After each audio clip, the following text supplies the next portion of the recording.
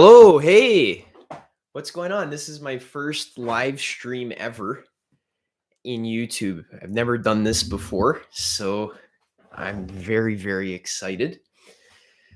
What was I going to do today? Yeah, I was just going to wait for some people to show up. And if nobody shows up, then I'm just going to talk to myself. And what am I going to be talking about? We're going to talk about following your highest passion. Following following your highest passion is something that just such a key thing. Hey Mike, hey, welcome to the stream. You're my first visitor I've ever had on a live stream. Nice to meet you, my friend. Yeah, we're just gonna wait for some people to join. Yeah. Yeah, we're just gonna see what happens. We're talking about following our highest passion. This is something that has really brought me here, actually. That's today I was just hanging out in my garage. I was smoking a joint. I was just talking to my friend on the phone and I was thinking, I was like, you know what? I've always wanted to go live on YouTube. And I figured that I might as well just do it. Today's the day. This is going to be our test stream version one. I personally find that whenever I want to like do something new, whenever I want to move out of my comfort zone, yeah, of course, go ahead. Yeah, I'd love to hear your questions. That's why I'm here. And yeah, I appreciate your support, man. Thanks for being here. Thanks for sharing the love. We can get the ball rolling for us. Ask away. Any questions are allowed. No questions will go unexplored. No topics are off limits. Nothing is sacred here on this stream. Everything will be questioned. That is a principle. Just setting up my laptop here. Yeah, actually, I do live in near the GTA, which is in Toronto. Cool, nice. Yeah, Newmarket. Yeah, I know where that is. I live just outside of Toronto, basically. Yeah, not gonna share. I live in a town called Milton. Basically, it's like outside of Toronto. Just setting up my laptop here. It keeps sliding. There we go.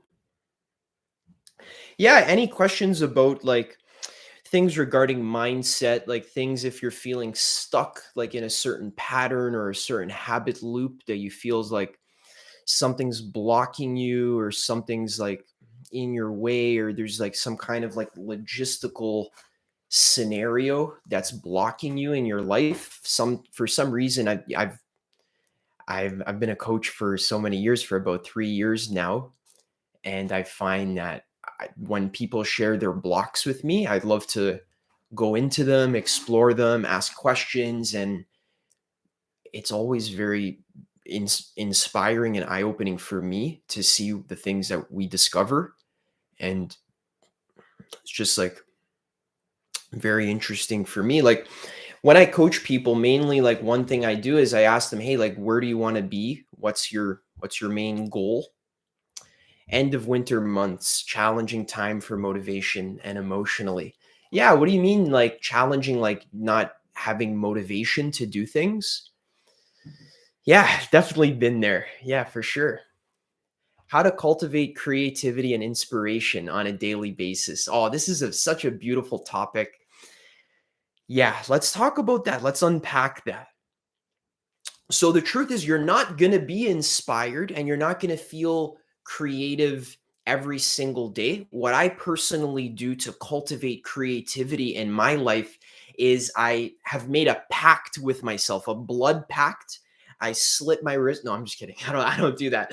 But I made a pact with myself where I basically told myself that I'm always going to follow my highest excitement in any moment, in every single moment in my life. I always choose the path that is the most exciting for me, the path that feels like is the most interesting, is the most easy for me to follow, the path that doesn't make me feel anxious or stressed or blocked or closed off. I always choose the path that feels exciting. Just like as a practical example, when I wake up in the morning, there's so many things I could do. I could go for a walk.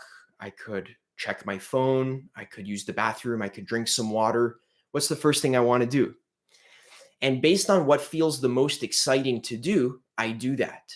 I take the most exciting action first. So if I'm really thirsty, then I'm excited to drink some water.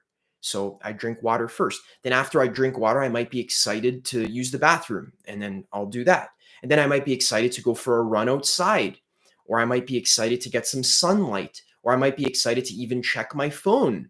So I don't really have strict rules about like my morning routine. I've tried so many morning routines, like literally maybe 20 or 30 different combinations of like strict set morning routines. But I found that when, for me personally, when I just kind of go with the flow of my excitement on a moment to moment basis, then that just makes me feel kind of relaxed. I feel calm. I feel abundant. I feel like I don't have to fight against myself, because the thing with this whole discipline culture, this is a big point that's been like hammering my brain over the last week. And I've been wanting to make a video about it, but here we are, we're talking about it live. The discipline culture of like, you always have to fight against yourself in order to be productive. Like, I need to like wake up super early and like grind basically. I've done that before, and I have nothing wrong with discipline. I'm a very disciplined person. Actually, I've done meditation retreats where I'll meditate for like 16 hours a day. I was in the Army cadets. I've done wrestling. I was on the wrestling team, the rugby team. I've worked out tons. I love discipline. I love pushing myself and expanding my comfort zone. But I found when it comes to productivity, I'm the most productive when the thing I'm doing now in the moment is interesting for me. So I just kind of trust that my highest excitement leads me towards the path that gives me the right information that I need, the right opportunities that I need, and just the right circumstances for me to create success in my business. I found that when I started following my highest excitement on a moment to moment basis, my video quality started improving. My ideas that I've been getting recently are like so profound, where my highest excitement will just like bring me outside. Let's say it's like 2 p.m. in the afternoon. Most people would think, oh, I have to grind, right? So I'd be like, sitting at my desk, with my face dug into the computer screen. But what I found is that if I'm not excited to have my face in the computer screen, but I am excited to, let's say, go outside and go for a walk, then going for that walk always is the most productive thing to do, because maybe I might walk by a tree that gives me an insight. And then as I'm walking, I get an insight for a video, and then I write it down, and then I get 10 insights. It's like an avalanche of insights. And then all those insights get put into a video that I'm making. So the way I work is by following my highest excitement. And this works in any situation that you're in your life. You don't have to be me, where I just, kind of bum around all day, just look at trees and get ideas. You could be in any situation in your life, in a 9 to 5 job of any kind. You could be in school, in university. You could be in the army, like literally any life position you're in. Your highest excitement will lead you towards the things that are the most creative, towards the things that are the most inspiring for you. Your intuition, your highest excitement, you could think of it as like an antenna for your higher self. Your higher mind actually speaks to you through your emotional guidance system, and it gives you the path to take. It tells you, hey, this path here is very exciting. You should take this path. It's easy to take this path. It's effort. It's like the path takes itself. Have you ever noticed if something's really exciting for you, it's effortless? You ever notice it's like an effortless ease, where you just kind of lay back and relax, and the thing kind of takes care of itself because it's fun, because you're engaged. Have you ever read, let's say, maybe watched a YouTube video or maybe read a book or found some kind of information that really interested you? It piqued your interest, your curiosity. Have you noticed that learning that new thing that you're curious about is a piece of cake? The thing learns itself when you're interested in it. But what I used to do when I first began my personal development journey is I used to like force myself to read books that I thought I should read or that I'm supposed to read. Like I would look at my bookshelf and let's say this book, Influence, right? I actually haven't read this yet. I've been planning on reading it. But let's say I'll tell myself, oh, I should read this book. So I'd start reading it, but even if I'm not interested in the material, I used to like kind of grab myself by the hair metaphorically and like force myself to read through it. And I find that's not the best strategy for retaining information. What I found over the years, just literally through trial and error, is that the best way to retain the information that you read is to only read stuff that interests you, to have lots of books around, books that interest you, buy the ones that interest you, could be videos, but only absorb information that is interesting you in the moment. If it doesn't interest you, you can't learn it. So practically, I follow my intuition, I follow my feelings.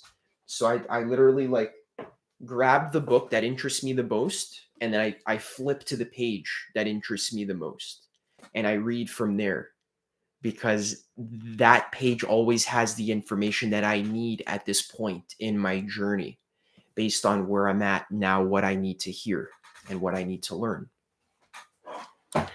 Yeah, so that was my spiel about following your interest. Any questions about like potential mindset blocks, creativity, and inspiration? Yay, from the Actualized forum. Nice. Yeah, I love actualize.org. Isn't it a good thing sometimes to force yourself, for example, to read a book that you're not necessarily interested in, to get out of your comfort zone? Yes, it definitely is. And I've personally read books that are like super thick and difficult, like, for example, Sex, Ecology, Spirituality. This book's a slog. Like, I'll be honest, it's one of my favorite books of all time. Like probably the best book I've ever read. It's amazing. But sometimes you got to kind of force your way through it. That being said, I find that if I'm excited to force my way through it, then I'm just following my highest excitement, am I not? I actually get like a kind of sick, twisted excitement out of going through a very dense and difficult book, especially if it has really high quality information. If I'm resonating with the information, even if it's difficult to read, like Ken Wilber is obnoxious with the kind of, big sciencey words that he uses, I still love him. He's still a freaking genius, and I love everything he writes. I force myself through the book, but I kind of enjoyed the struggle. Kind of like playing Dark Souls, like it's a hard game. The enemy types are very difficult, but you kind of enjoy the struggle. You're kind of excited to suffer. It's one of those, right? So there's absolutely I'm not saying don't ever challenge yourself. It's fun to challenge yourself. But we challenge ourselves because we're excited to challenge ourselves. It feels good to push ourselves out of our comfort zone. This book is called Sex, Ecology, Spirituality by Ken Wilber. I'm actually in the process of making a book list. It's probably going to come out within the next month or two. This book explains the nature of existence. It explains the structure of reality on every level that you can think of, on the physical level, on the biological level, on the spiritual level, on the psychological level. So he explains the patterns of evolution in every domain. So the evolution of societies, the evolution of species. He explains the evolution of philosophies and culture as well. He explains collective evolution of collective consciousness as well. And he explains how all of evolution kind of points towards God, you could say, but not the religious God, like, the man who sits in the clouds. He's speaking about spirit with a capital S, spirituality. So hence sex, ecology, spirituality. So yeah, highly recommend that book. Yeah, guys, I've just been hanging out. I've been working on my website. Actually, I'm making a brand new website and it's been looking pretty clean and pretty nice. Yeah, you're very welcome. You're very welcome. I love talking about books and I love sharing. Amina S. Yeah, this book, it's a slog. It's very dense, but if you can kind of grab yourself by the hair and force yourself to read it, that's one of the books that'll do you very well. Yeah, but yeah, always following your highest excitement. It's really a balancing act.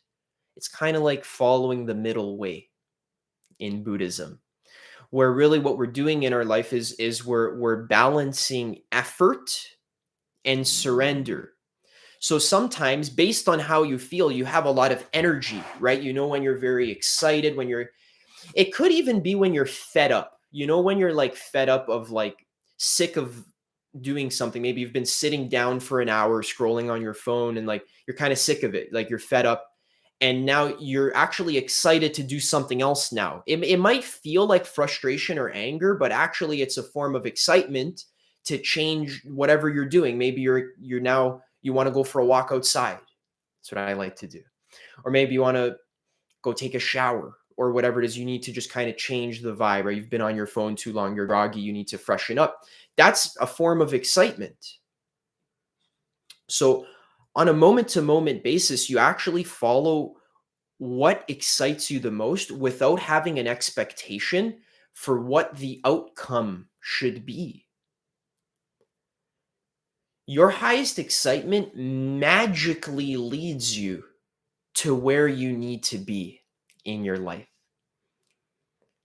It leads you to the right place with the right people and the right circumstances, exactly where you need to be. And the thing that blocks us is we don't trust our highest excitement. We justify to ourselves like, oh, I'm really excited to do this thing, but won't it get me in trouble? Won't other people get mad at me, or will they like judge me if I follow my highest excitement?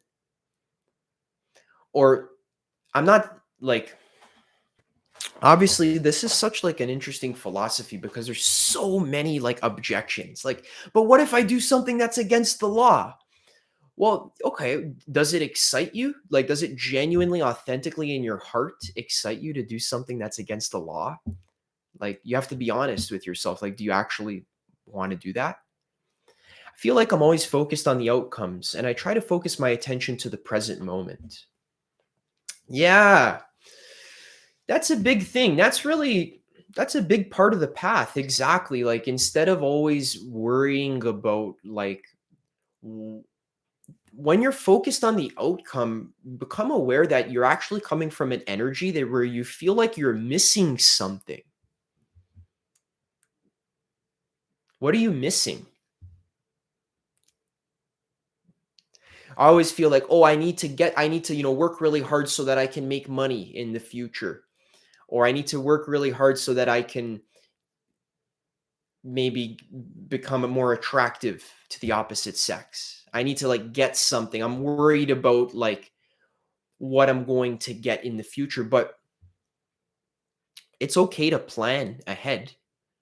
But at the same time, notice that when you're living in the future, you're not living in the present and you feel a sense of lack. You feel like the present moment isn't good enough.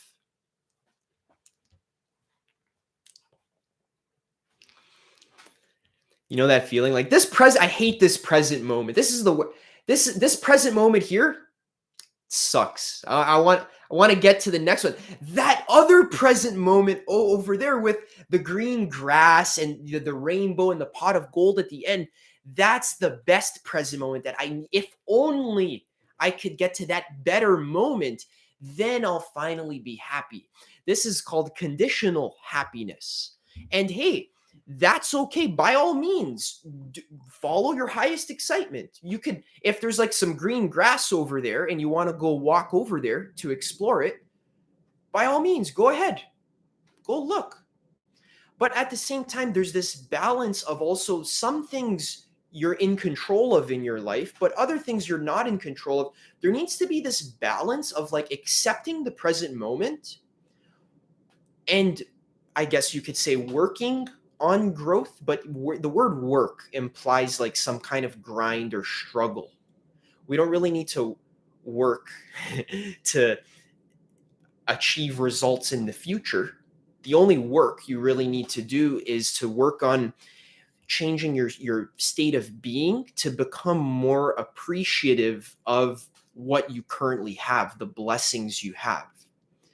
Because when we focus on being grateful for what we have now, we can still do some planning sometimes. Once in a you can journal. You can take 20 minutes, journal about what do I want in my life? What are my goals? What do I want to create? What would I like to create more of in my life? So you can spend some time visualizing your ideal future with the highest case scenario, right? What's your life vision? What do you want to create? And I want you to see it in your mind's eye. Ask yourself questions like, what makes me feel excited? What makes me feel like a little kid? What lights up my inner child? What what vision can I imagine for myself, not worrying about practical details, not worrying about how to get there, like, oh, I don't have enough money, or oh, I don't have enough education, or I don't have the skills for that, or my family won't let me do that, or I'm not attractive enough to do that, or I'm not cool enough to do that. Don't worry about the how to. That can be solved. First, step one, before we even achieve a goal, first we need to visualize the end result. We need to start with the end in mind. I had a deep awakening experience at age 16. It shifted my mindset and values so much. It was like I became an alien in my environment. Wow. It was quite lonely. So I decided to come back to earth and play the game similar to how our culture plays it. Yes, definitely. Yeah. That's like big time, a big feeling that we would get during an awakening experience where it feels almost like reality is fresh, like you've just been born a split second ago. You've just been born, fresh eyes. And it's like, whoa, whoa, what is this? What's going on here? Whoa. You guys ever notice that there's this thing here called reality? Oh my goodness. What the heck is going on? How am I speaking to you right now? What? This is like across space and time? This is miraculous. What's going on? How do I have a body? How do I exist at all? So this is called the spirit of inquiry, the spirit of doubt. This is my highest strength. This is one of my top strengths as a human. Not knowing what's going on here in reality, we're literally wiping the slate clean. This is a big thing I teach in my work. This is a big pattern that I talk about. If you notice, a lot of things I talk about, wiping the slate clean, looking at the present moment with fresh eyes. What it like with curiosity, with not knowing. Not knowing cleanses your mind. What did Aldous Huxley said? He said, when the doors of perception are cleansed, we will see reality as it truly is. Something like that. I paraphrase. The way we cleanse the doors of perception is the way I do it is with not knowing, with this kind of radical doubt or radical open-mindedness. Like, I don't know what reality is. I'm clueless. I'm clueless. And it's not this clueless, it's not a passive cluelessness, it's an active cluelessness. It's like I'm so enchanted and mesmerized by the beauty and interestingness of reality. It's so intriguing for me because it's new, it's fresh. You know, when you're like a little kid and you see a new animal for the first time, like today I was showing my girlfriend pictures of tapirs.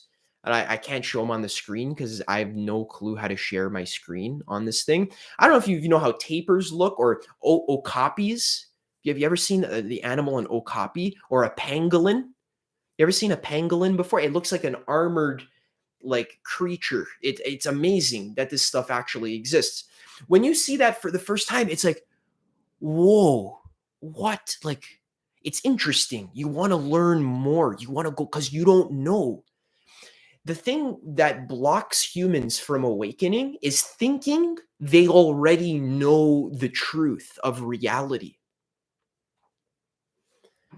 That's the big block. If you think you know what's going on already,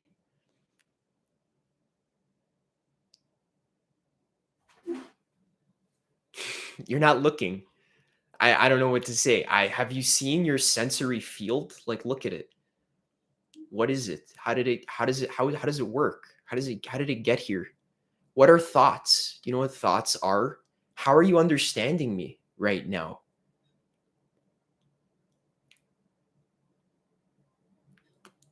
Do you know how anything works at all? Like it's you have to humble. This is about being humble, right? We're talking about intellectual humility to the nth degree. I'm talking about how much can you humble yourself in terms of not knowing how things work. Guys, I'm telling you, every single day, once a day, I remind myself, I don't even know where I am. I don't know what planet I'm on. I don't know how reality works. I don't know who I am. I do this sometimes by meditating, contemplating, self reflecting, just sitting in like solitude for maybe 20, 30 minutes a day. Solitude, just sitting like, what am I? What is this? Hello. Hi. what's what's going on right now? Hello. Yoo-hoo! What's who's is anybody home right now? Like this is what awakening is.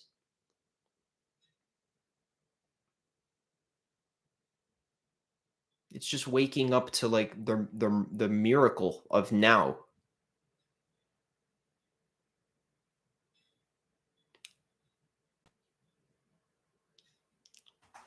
Yeah, so we can talk about all sorts of things. Right when we talk about awakening, it's like you can feel all the karma just ends because there's like nothing left to talk about because okay, we're present eternally. Amazing. But then we can invent stories and stuff just for fun, and we can tell stories and talk and help each other and share wisdom and all this stuff. But it's important to remind yourself at least once a day that you don't know anything. You don't know how anything works.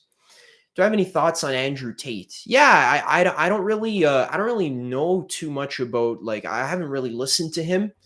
I watched Leo's video about him. That was kind of an interest. That was pretty cool.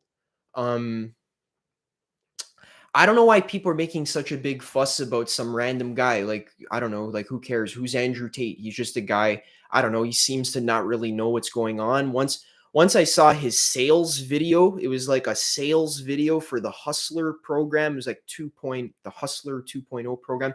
I saw the actual sales video of him talking. This was his sales strategy. Ready?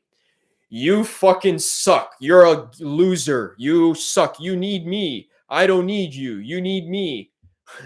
You have to buy my program because you're a fucking worthless loser. And I was like, okay, is that the new sales strategy? Like, is that I never read that in the marketing books. I when I was listening to that, I was like, okay, that kind of tells you a lot about someone's character. Like, we're gonna use it's totally okay when you're marketing a product, it's totally okay to make your customer or your prospective customer aware of the problem. It's good to make people problem aware.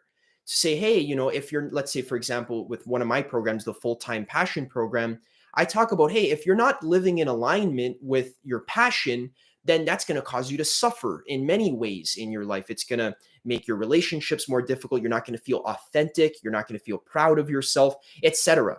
So I speak about, you have to raise the customer's problem awareness, because you're just doing them a service. You're like, hey, you have an issue like this, are you going to take some action to solve it? That's fine, as long as your program's actually helping people. But there's a point where you cross a line where you're just like yelling and guilting and making people feel bad and making people feel like they have no other option but to like buy your product because you yelled at them and scolded them. That's, I don't know. I don't resonate with that style.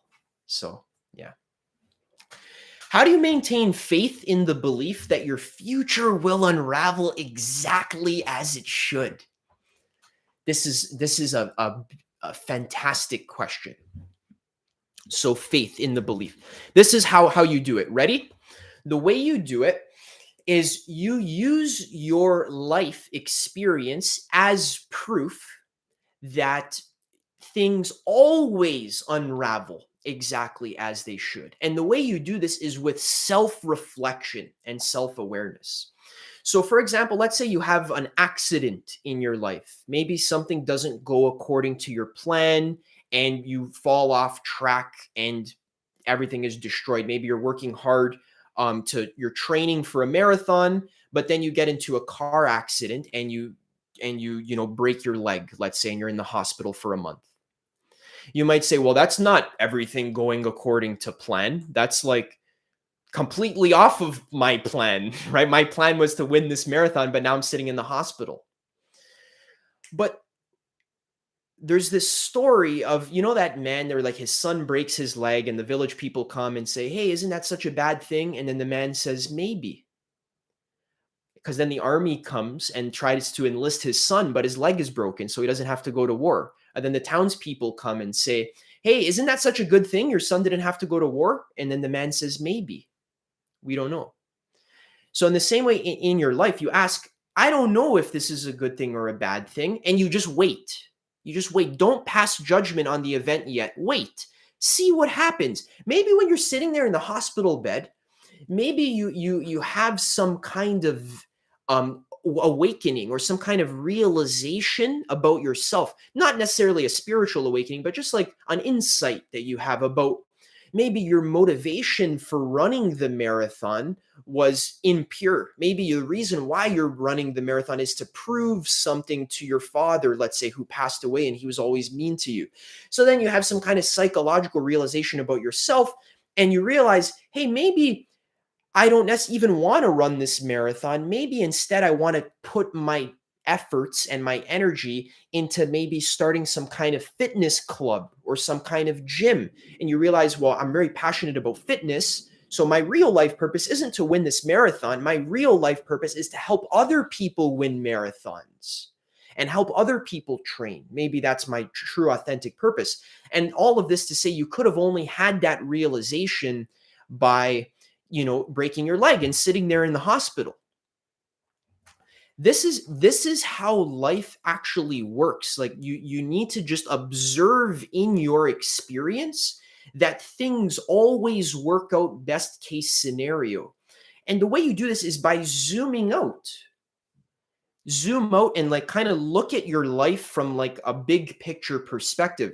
Think about it, like all the bad things that have ever happened to you, the bad things, they have all shaped your character in such a way that has helped you to become the person that you are today. I've overcome many challenges in my relationship and in my business and doing meditation and stuff like that. And all of that, even when it seems like when I'm in a rut and everything's not working and I'm stuck in a ditch, after a few weeks, I let the event pass and I look back and self-reflect. I see, oh, wow, that's actually exactly what needed to happen. So the way you convince yourself that the universe has got your back is by actually looking at your life experience as proof to actually see like, oh, the universe had my back here. It had my back here in this situation over here. So you actually give yourself evidence. You actually prove it to yourself. You don't have to ask your mind to believe in fairy tales. Even when I make videos, I don't say, hey guys, believe in my fairy tale, believe in my story. It's not about believing in my story. It's about taking the principles I'm giving, testing them. See in your experience, like a scientist, actually see, like, does the universe support me? I don't know. Let me see. And you might find that the universe supports you when you're visionary enough to see how it's supporting you. And it sometimes supports you in ways that don't seem like support initially, but then a week later you realize like, oh, the universe was supporting me by challenging me or by throwing me off track. Sometimes you'll be waiting for a very important phone call, and right when you finally get the call, right? A big call, you've been waiting for it. You finally get the call, and then your phone runs out of battery, and then it dies and you miss the call. And it was like a job interview, something important, and you missed it, your phone's dead. And now you're all in your head worrying, anxious, like, oh, that wasn't supposed to happen. That wasn't supposed to happen. This is bad. This is bad. If you have that energy of this is bad, that wasn't supposed to happen, then reality is a mirror. So reality mirrors you and shows you, yes, this is bad. This wasn't supposed to happen. But if you look on the bright side of every situation and you say, oh, maybe I wasn't meant to talk to that person right now. Maybe it wasn't the right time. Maybe it wasn't the right job, but maybe I'll get a call back tomorrow and I'll be in a better mood tomorrow. And I'll do better on the interview tomorrow. Maybe I'll have an insight overnight that I can actually use to land the job tomorrow, right? Maybe today just wasn't the right time. So it's this kind of thinking where you're trusting that whatever happens is in alignment, and it's your job to see how it's in alignment. And when you always look at the silver lining of every single circumstance, this is called the advantage method. You look for the advantage in everything that happens, even if it's negative on the surface. You find the advantage, and when you can find the advantage, you focus on the advantage, and then the advantage becomes real.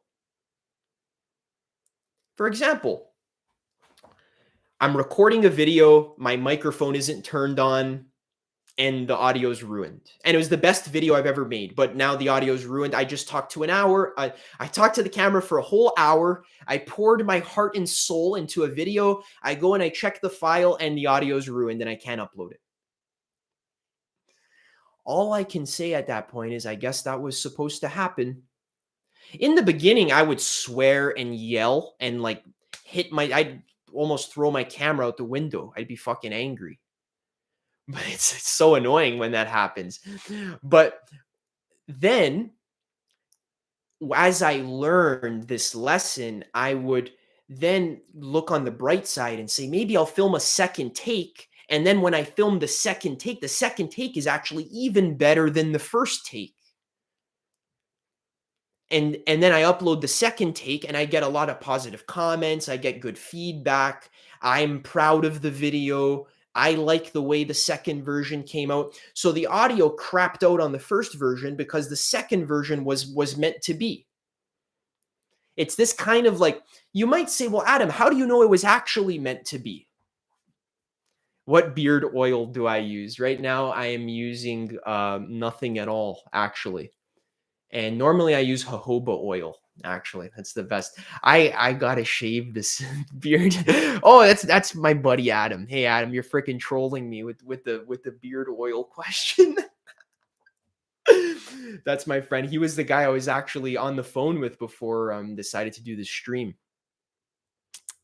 Me and him went to Thailand together. We went to go meditate with monks, and they taught us how to sit and be quiet. Do you still approach laziness / motivation with the creator versus reactor dichotomy? like where you need to be creating, not reacting to normal problems in life. That was helpful. Sort of an old video though. I remember that exact video. That was the creator framework from Robert Fritz.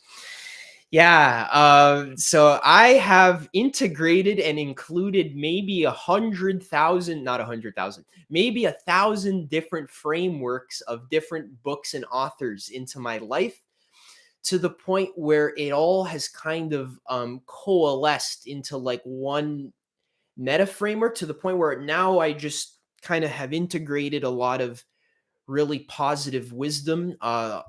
It How do I think of laziness and motivation? Well, basically, I find that if I'm not motivated to do something, that means I shouldn't do it right now because I don't want to do it. I do things when I want to do them. This sounds like insanity. Some people are like, Adam, you do things when you want to do them. You're insane. What a maniac. This guy does things when he wants to do them. Wow, what a psychopath. See, there's nothing psychotic about what I'm saying. You just follow what your intuition wants to do in the moment. Like, what does your body feel like you want now? It could involve playing a video game. Sometimes I'll play a video game and I'll play all night, guys. I play video games with my girlfriend. I smoke weed sometimes. I eat junk food once in a while. I chill out. And there's nothing wrong with that. If I'm excited to do that, I do that. And then when I'm excited to stop doing that, then I stop doing that. And then I do the next exciting thing. Sometimes the next exciting thing could be going for a run outside. Maybe it's doing push-ups. What it wants, when it wants is bliss. The eye that does what it wants, when it wants is bliss. I love that sentence. Like, yeah, exactly. The eye that does what it wants, when it wants is bliss. I love that. Exactly. Think about what you want in your life. What you want, more money, let's say, or you want a relationship, or what do you want? What do you want? What you really authentically want in your heart is the ability to do what you want to do all day. Isn't that like the essence of what every single human being on earth wants? You want the freedom and the capacity to do what you want to do all day. So that's what I do. And it makes me happy.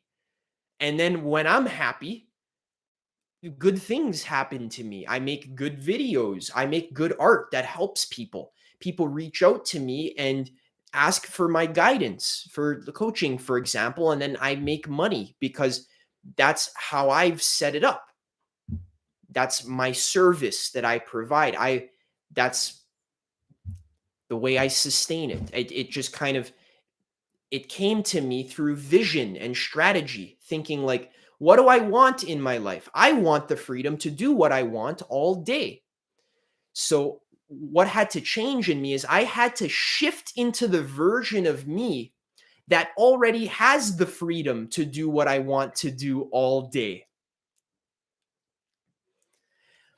When I switch into the version of me that does what I want to do all day, then I'm like already embodying the abundant version of me. And I feel happy. I feel free. I feel like my life is lived from a place of celebration as opposed to being lived from a place of wanting to get to the next moment.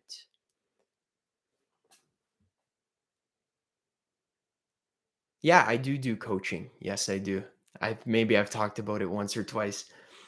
I work for a company. I teach kids what I learn here. Wow, no way. Living the dream. Very good advice, Adam. Thank you. Awesome. Happy you liked it. Hey, Lucas, what's going on, brother? Another one of my friends. Where can I find info on coaching? Like how to be a coach? Is that what you're asking, or like about my coaching, or about just coaching in general? From me. Oh, great. Awesome. There's like the first link in the description of my recent videos. You can apply for coaching with me, you can even just send me an email. I'll just put in my email over here, adam@adammichellicoaching.com. Send me an email there, and I'll send you an email with a booking link, and we'll talk about it. Yeah. So yeah, that's what I do all day. My night light went on my computer, so now I'm a little bit orangey. You like Daniel Dennett at all? No, I don't know Daniel Dennett. I don't know anything about him, so I can't speak on that subject. Who I do like, actually, that I've been reading recently, is this guy named Frederick Dodson. Fred Dodson. I'll write his name in the chat. Fred Dodson. I'd recommend buying every audiobook he's ever written and listening to all of them. They're all masterpieces. Excellent writer. He speaks about spirituality mixed with personal development in a very practical and simple way. He speaks very high level wisdom in a very simple and practical and relatable framework. So definitely check out Fred Dodson. Books to start with could include like Levels of Energy. Parallel Universes of Self is a fantastic book by him. Parallel Universes of Self. Yeah, he's great. I just bought a new book by him today. It's called it's called The Communication Course. I love it. Yeah, guys, I'm working on a new website. It's going to be like amazing. It's like, I'd say 75% done. I got the design pretty much down packed. I got all the words pretty much down packed. So yeah, within the next few days, you guys will see that. It's going to be launched. It's going to be really cool. I'm excited for that. Hey, does anyone have any limiting beliefs? Give me your limiting beliefs. Actually, you don't know their limiting beliefs otherwise. What's blocking you from moving to the next level in your life? What's blocking you? Share it in the description. We'll talk about it. You gonna host your own videos there? I'm gonna have a blog actually with a newsletter on my own website, and there's gonna be some awesome blog articles, and yeah, some of my videos are gonna be on there too as well. What's blocking me is finding that one thing to narrow in on and dedicate my time to. I love this. Awesome. Hey, nice to meet you, Zarek. My name is Adam. I am the biggest dabbler on planet Earth. I dabble in everything. I'm a dabbler. I love dabbling in new things that interest me. My one thing is understanding how every single thing works. That's my one thing. You don't need to wait to find your specific niche. Just focus on what interests you today and do that again tomorrow and the next day. And your niche is going to change 20 times before you finally settle on the final niche. Just start with action. Start like, you don't need the one thing. Start with the good enough thing. The thing that's like, not maybe it's not the one thing, but it's one of the one things that you want to do. Just start by taking action. Do a thing like what I'm doing now. Like I'm doing a thing. Here it is. Like I'm talking to the camera. How did I do this? I don't know. I've been making YouTube videos for 4 years. This is the first time I've ever gone live. The way I did it was by just jumping in. I wasn't ready actually to do this live stream. I just kind of did it, and here I am. So the finding the one thing. Think about like, what is a big struggle that you've overcome in your life? Hey, thanks. What's a big struggle that you've overcome in your personal life? Like, what do you want in your life? What's your main goal? What would make you happy? What's like the main thing that you want? So visualize like a scenario in your mind's eye that makes your heart feel like it's exploding. That makes your heart feels like it's on fire, like you're so excited that you're going to explode. For me, it might be like being in nature and swimming in the river, or looking at the plants and the animals, or it might be making a video, literally recording a YouTube video, sometimes in nature, sometimes just in my studio at home by myself. It could be sometimes doing meditation or whatever it is, but visualize that scenario that excites you the most and do that. Actually, no. Visualize the thing that excites you the most, and then, yeah, do that pretty much, like, as best as you can. Start there.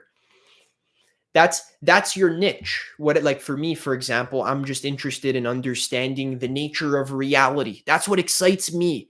I just want to see what reality is and how reality works, like physical existence. I want to see how it works and what it is. That's what excites me the most. So that's my brand. That's my niche. My niche is, we're going to understand reality together. That's what we're going to do. We're going to understand how reality works. And we're going to explore many different topics. We're going to go into psychology, science, spirituality. Nothing will be left out. History, politics. We'll talk about freaking everything. We'll talk about math, we'll talk about fractals. We'll talk about, nothing is off limits. We'll talk about anything. We'll talk about, I don't know, if it helps me understand the nature of reality, we'll talk about it. And reality is infinite, so there's an infinite number of things that we're going to talk about. That's like the opposite of a niche, right? It's an anti-niche, right? Some people would say, like, oh, I need that one thing to focus on. Okay, my one thing is every single thing in the whole universe. That's my one thing. So, so it's not a good excuse. You just kind of do whatever you want. Do what excites you. That's the lesson of today's video. Do what excites you. Your niche will come in time. Yeah, the one thing is everything. Everything is one thing. Come on. What do you think this is? Oh, can I find the one thing? Yeah, of course, it's reality. Reality is it's everything. Then over time, you're going to find certain activities that excite you more than other activities. Like, for me, something that really is exciting me right now is digital design, online marketing. I love I'm creating my website right now. Writing, spirituality really is really exciting me. Exploring nature, exploring psychology is a big one. Coaching, all things, and that's 10 things I just listed that I'm interested in. I study all of those at the same time. I do all of them. Whatever I can do everything. Whatever I'm interested in, that's what I do.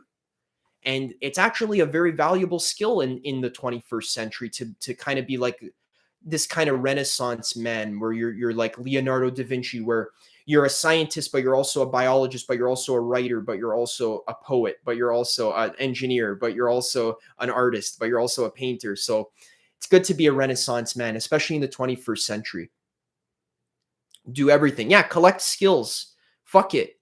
Do whatever the fuck you want. You're God. You can do anything. Collect as many skills as you want. Max out your character.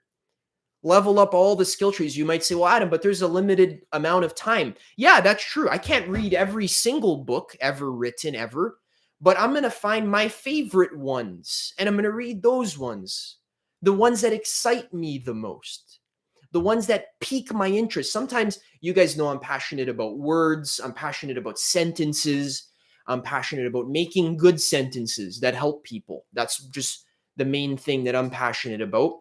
When I read books, what am I reading? I'm reading good sentences that are written by masters and geniuses and sages about the nature of reality and how to live a good life. That's everything we talk about here on this channel. Find the techniques. What really excites me is riding my electric longboard. It feels like flying. Sick. Do that. Awesome. In that feeling of excitement. So following your highest excitement isn't always about the actual thing that you're doing. Sometimes it's about getting yourself in the state of freedom. When I feel free and I'm in the state of flying on my electric longboard, then that's the state of freedom that actually puts me in the right vibrational frequency to receive downloads and insights about my authentic heart's purpose and about the purpose of my life. So following your highest excitement is the path towards discovering that one thing for you. And it doesn't have to be related to a job or a career. It could be anything. Guys, I've been interested in yo-yo tricks. I've been interested in origami, folding paper. I don't know if you know this about me. I'm like I'm an expert at origami. I was really interested in it when I was like 11 or 12. I don't do it much anymore, but that helped me. I enjoyed it. I was sculpting paper. That served its purpose in my life. It made me happy for the moment. So just follow your interest, follow what excites you. I kind of see my life as an intellectually stimulating game. I like my life's like a game. I just want to if I'm playing a video game, what do? I just go to the areas and I do the quests that I'm interested in doing because it's a game. I'm trying to have fun here. I'm not trying to like sometimes I grind and work and I sometimes winning is fun. So sometimes like for example, just grinding and like winning the game of life like maybe you could think of like making a lot of money, but making a lot of money is not equivalent to winning the game of life. It's just one puzzle piece. Money is not correlate with happiness up to a certain point. So once you have like your basic needs met, after that you can have like millions and millions of dollars and still be a freaking blockhead and still have no clue what's going on here in existence on the physical plane. Still you don't know what you're passionate about. You don't know what excites you. You don't live a life of abundance and ease and grace and compassion and selflessness and effortlessness and enjoyment. You people even with millions of dollars live lives of chasing and suffering and fighting and squabbling and drama and nonsense and shallow pleasures and just politics, little like bullshit monkey politics. Even people millions of dollars, millionaires. A lot of them are really nice people. Sure, why not? You could have $1 million and also be spiritually awake and also be fulfilled in your life purpose and also be fulfilling your mission on earth. You could of course have $1 million and also do that. But the point is that money is not necessarily correlate to level of like fulfillment in life, only to the level that your basic needs are solved, which is not really a high level. When I went to Thailand, I was living in a monastery and they were feeding me food for free and they were giving me shelter for free. And I was just meditating all day and I was paying $0 a week to live there. And I was just doing Buddhist meditation for like I was there for 2 months almost. I didn't pay a penny, and I was happy as hell. They had like koi fish in the pond. I was looking at the koi fish, and I was doing meditation at the same time. I was concentrating on the present moment as I was looking at the beautiful koi fish they had in their pond, and I was just as happy as any millionaire driving his Ferrari through the mountains. That's cool too. Why not? You can do that too. If you want that experience, you can have that experience too. Anyways, I don't know why I'm even talking about this. How do we get here? I was fortunate to learn the lesson of materialism from video games. Ooh, me too. I thought having millions of gold points in RuneScape would make me happy, but once I got it, I realized I could be happy with nothing. Yeah, that's one of the beautiful things about video games. Video games are addictive. They ruin people's lives. They get a bad rap. But sometimes in a really big picture perspective, if you really zoom out really far, excuse me, just picking my nose nonchalantly. If you zoom out really far, suffering actually teaches you how to live well. Like if I wasn't so addicted to League of Legends, I would have never discovered meditation. Hey, George, what's going on, brother? Thanks for sharing the love. Give you a heart as well. Thanks, brother. Yeah, if I didn't suffer as badly as I did playing video games for like 20 hours a day, not even sleeping, and just like watching porn back to back to back to back to back over and over to the point where it's like this is excessive, then I would have never have discovered meditation if I didn't suffer that deeply. And I didn't realize, okay, I've exhausted the path of surface level stimulation, and I've really tried my best to maximize my surface level stimulation, and I've done it. And I've been the biggest hedonist on planet Earth. I don't know if you guys know that about me. I'm a hedonist. I've gone to the ends of the road when it comes to just chasing sensory pleasure. I've done it. And I found that it doesn't work. So now it's like, okay, so this isn't working. I've tried my best, to press the dopamine button, but it doesn't bring lasting fulfillment. So what else is there?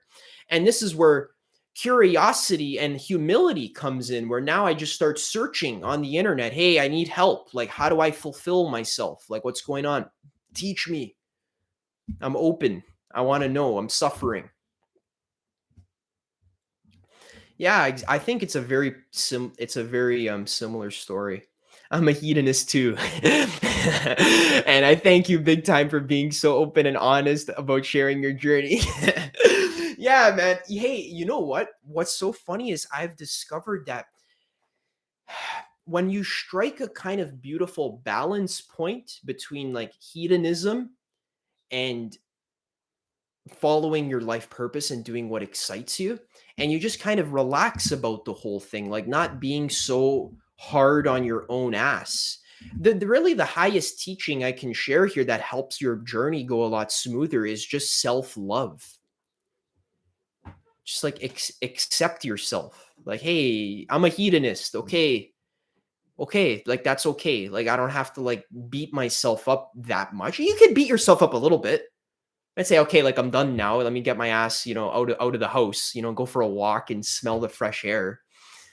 But you don't have to like guilt yourself and feel so bad. If you want to play some video games once in a while, that's okay.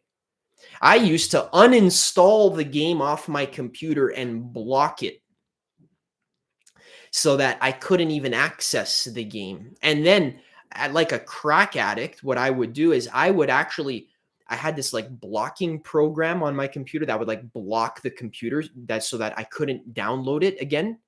I would go into like my files to like disable the blocking program to then like go play after, like, because I'm like, I'd reinstall the game from scratch and wait there for like 3 hours as the game reinstalls on my computer like a crack addict. I just like watch it reinstall, waiting to play. Then I'd play for like 9 hours straight. There's nothing wrong with that. Like, you just gotta kind of observe your own mind. You need to be okay, like accept yourself. Like it's okay. And then you might say, well, Adam, what if I accept myself and then I'm living in my mom's basement when I'm 40? That's not really how it works. It's not really how it works. If you truly like allow yourself the actual freedom to like play some video games here or there and like be okay with just being lazy and chilling out, that doesn't lead to, like living in your mom's basement when you're 40, or, just like wasting your whole life. That leads to actually self-love and self-acceptance. And that actually leads to a balanced life. Because if you find that a certain habit is really toxic, just trust that you'll quit naturally. Like smoking cigarettes, for example. I went through a phase where I would, sometimes just buy some organic tobacco from the convenience store near my house, and just for I was a phase, and I was interested in smoking cigarettes just to try it. And I might have a cigarette here or there, but I don't personally smoke cigarettes anymore. I don't buy tobacco anymore. I haven't in like a couple months. I just kind of forgot about it because I let myself smoke it when I wanted it. And then it got to a point where like, oh, this is disgusting. I hate this. It hurts my lungs. And then I just kind of stopped and forgot about it and then moved on to the next thing. We make this, whole battle against addictions like too complicated. Yeah, it was League of Legends can be rough game for one's mental. Favorite league skin? Yeah, I don't know which skin. Maybe Spirit Guard Udyr, probably my favorite skin. Yeah, I played a lot of League of Legends, really addicted to that game. I still play sometimes, and honestly, it's not a big deal. I'll play like 30 minutes every once in a while. That doesn't affect my meditation. If I want to, I'm not going to play all day or all night. I could still just like play some video games. I've been playing this new game with my girlfriend, Genshin Impact. I don't actually play. I watch my girlfriend play. I love playing Elden Ring, right? I don't overdo it. Honestly, I'm getting more excitement just working on my website right now and like making YouTube videos. That's what's been like authentically exciting me, even more than just playing tons of video games. But once in a while, I love playing Magic the Gathering too. Another one of my favorite video games to play. What do you think leads to feeling like you're out of alignment or not on the right path? Well, it's very simple, actually. All it is when you tell yourself that you're out of alignment and not on the right path, that's what leads to feeling that you're out of alignment and not on the right path. I'll say it again. What leads to thinking that you're out of alignment is is thinking that you're out of alignment. So when I feel like, oh, I'm not in alignment, I'm not on the right path,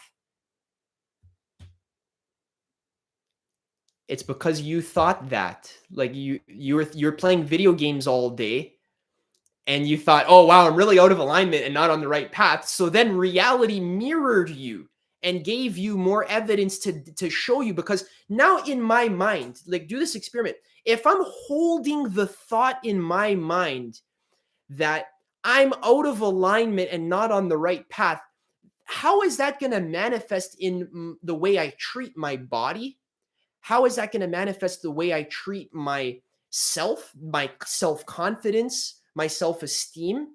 Am I going to get like creative insights about the direction of my life in the state of consciousness where I'm guilting myself and doubting myself whether or not I'm on the right path? That's why it's best to just trust that I'm always on the right path. Even if it seems like the wrong path on the surface, the wrong path eventually turns into the right path, because the wrong path shows you which path not to go down. It's like doing a scientific experiment. Like imagine if a scientist did an experiment, the experiment doesn't work, and then the scientist says, I'm a terrible scientist. My experiment failed. I'm going to cry myself in the corner and like snuggle up underneath my blankets and just like drink hot chocolate all day and quit my job as a scientist because I failed my experiment. No, the scientist doesn't say, "Oh, this path is a failure."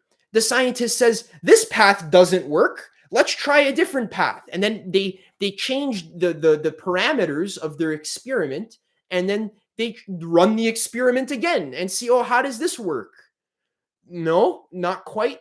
Try again. Oh, how does this work? Thanks, man. This is the Penrose triangle. I appreciate it. Yeah, this is the Penrose triangle on my shirt.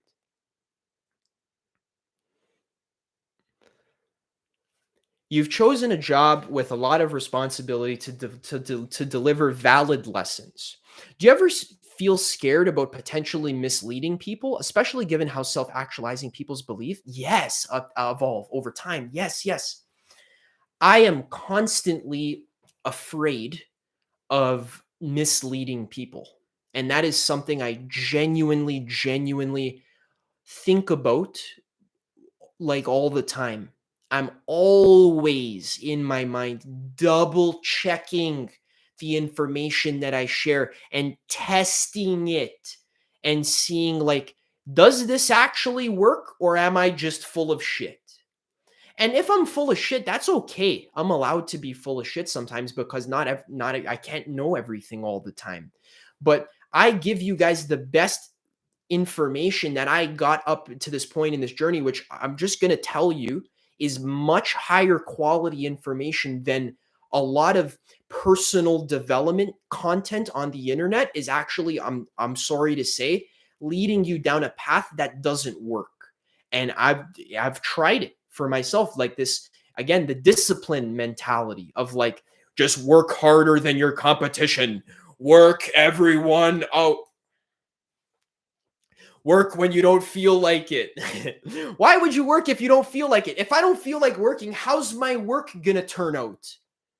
It's just like common sense. What if I just focus on doing stuff that makes me feel good, like self love, meditation, reading, take cleaning my body, showering, working out, having a happy life. Focus on filling up my own cup with self love and then work after your cup is overflowing.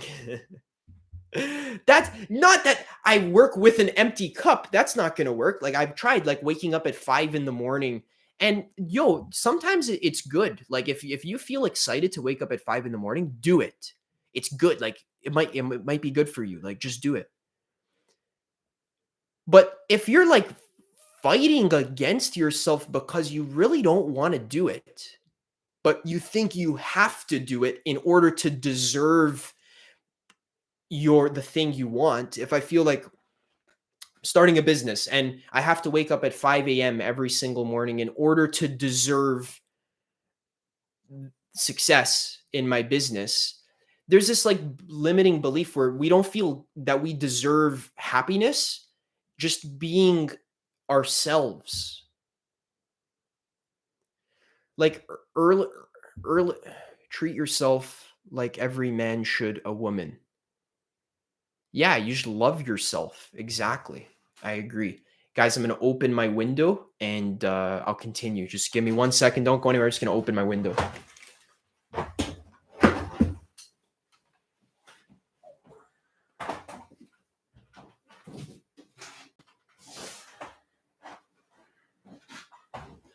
All right, I'm back. Hey guys, what's been exciting you recently? I had to open my windows. It was getting stuffy in here. What's been exciting you recently? What's your highest excitement? What's something for me? What's been exciting me recently? Honestly, making my website has been really exciting me. I love doing web design. It's just like, it's just fun. Like I get to translate my authentic expression onto a website format, right? Because website is like a form of art, right? You guys will see when it's out. It'll be in a couple days. My new website's going to be out. You're going to be like, nice. Hopefully, I don't know. Maybe it's a piece of shit. Who knows? What's been exciting you recently, guys? What's something that's been like? What's like the most exciting thing for you that you've been thinking about? Something where you've been feeling like, wow, I'm really excited to do this new thing or this new possibility. I got this new idea that I'm really excited about.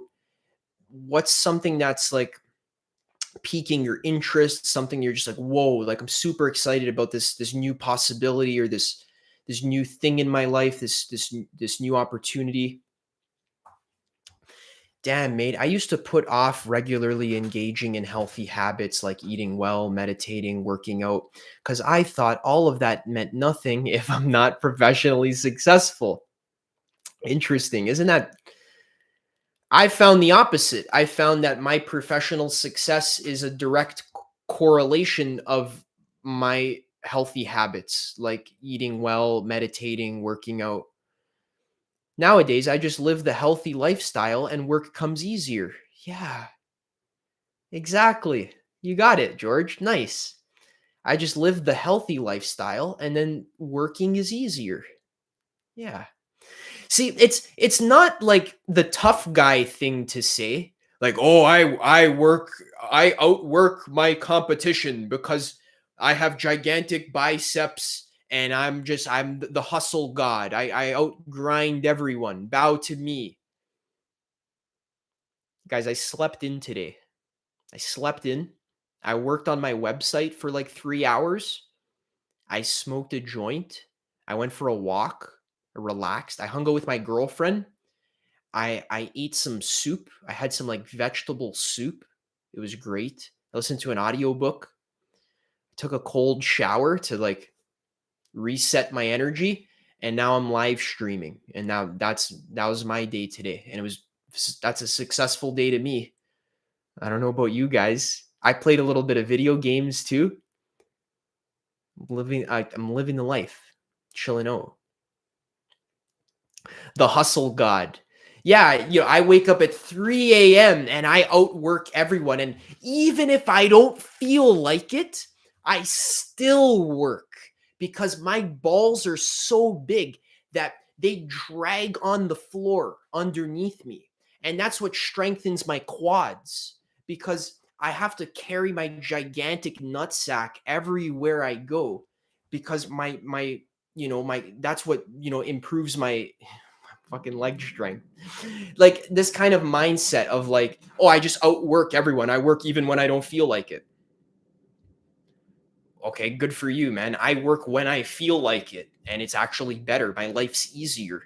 You ever think like, how do you want to live the rest of your life? Like, do you want to grind the rest of your life? Do you want to be do you want to live your life of being a grinder? You want to grind your way through life? Or do you want to enjoy your way through life? You want to have fun through life? Which path do you want? One of them, you get to brag about how big your balls are for grinding. The other one, you get to enjoy your life. Which path do you want? Do you want, the big balls path, or like try it out, guys. Don't believe what I'm saying. Test it. What if I'm wrong? What if I'm full of shit? Maybe Adam's full of shit. Maybe Adams is blowing smoke up all our asses. He's playing a practical joke on us. I don't know. Test what I'm saying. Try following your highest excitement and letting yourself relax and be kind to yourself for a week straight. And what you might find is you become more lazy.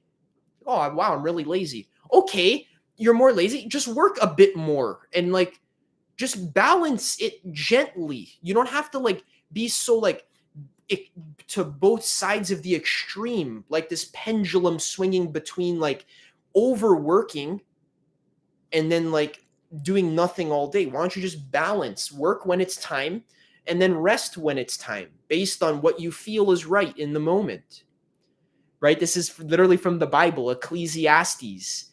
There's a time to reap and a time to sow, everything in its season, a time to work, a time to play. It's the middle way, balance. Some days it's not time to work. So you don't want to work. You have no motivation to work. Don't work that day.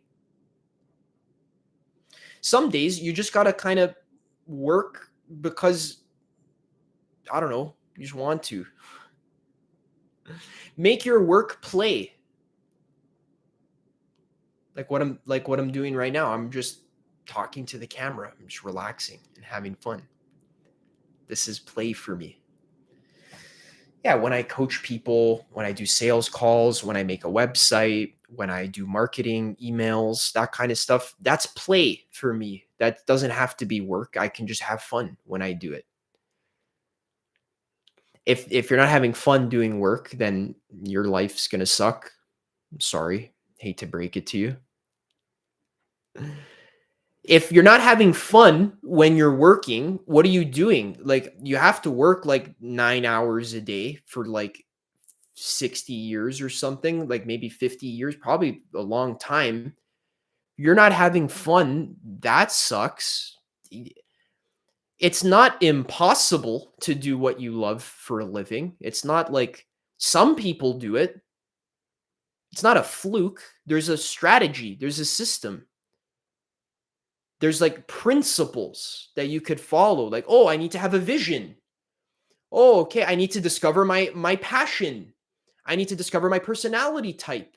I need to hone my strengths. I need to expand my mind. I need to step out of my comfort zone. I need to try new things. I need to follow my highest excitement. There's a path. I need to learn the basics of online marketing. I need to make some content that helps people. I need to meditate. I need to focus on my self actualization. There's a path towards doing what you're passionate about for a living. It's not hidden. It's not like some people do it. So in my mind, I think, well, he's doing the thing I want to do. How is he doing it, but I'm not doing it? Where's the gap there? What does he know that I don't know? And fill the gap yourself. Go research it. Go study this person that is in the position that you want to be in. And start by just imitating them. Hey, bye, George. Thanks for chilling, man. I appreciate it, man. Take care. Yeah. Yeah. Find like a mentor that inspires you, that's in a position you want to be in, and study them. How did they get to where they're at? It might be psychologically, it might be spiritually, it might be emotionally, it might be regarding their body, it might be regarding their business, it might be regarding their creative expression. Maybe you're a painter. Go look at your favorite painters that you follow on Instagram and go find out how they have, let's say, 100,000 followers. How did they do that? How did they do what they're passionate about full time? Like what, figure it out. The info's not hidden. It's there. You just got to look. You got to be curious. Just like resourcefulness. Google it. I don't know. It took me a few years of like buying courses. I had to hire like 5 coaches to figure it out. I bought like maybe 10. I'm supposed to spend like 20 grand on like coaching programs, books, probably more, meditation retreats. You know why? Because I don't know how life works. So I have to learn. And I'm willing to pay to learn. A lot of money I pay to learn stuff, because learning is everything. If I learn how to do something, then I'm rich. Because I had a big awakening where I realized like all of the best like online marketers, which is like what I am, basically what I'm passionate about is like marketing my ideas online, because my ideas help people. I'm trying to help people. So that's why here's the funny thing about marketing. This is something I wanted to share. Like, marketing is compassion. If you do marketing properly, think about it. What are you really doing?